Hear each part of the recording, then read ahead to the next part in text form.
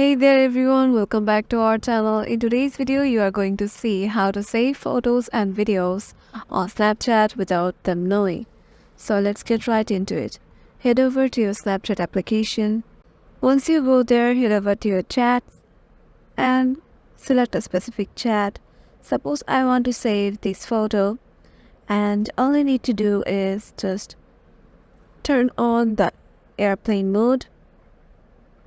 Once you turn it on, just keep tapped on the picture or video that you want to save and save it in camera roll.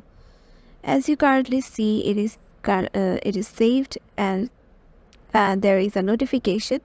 Now you need to do is totally go back and just uninstall your Snapchat.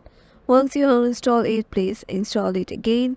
And after you do that from Play Store, you will be able to see, and when you log back in, you will see that there is no notification on the Snapchat account that you have saved this photo.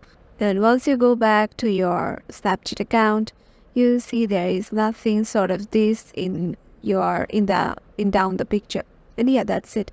Hope this video will help you out, and make sure to give it a thumbs up and subscribe to our channel, and we'll see you in the next one.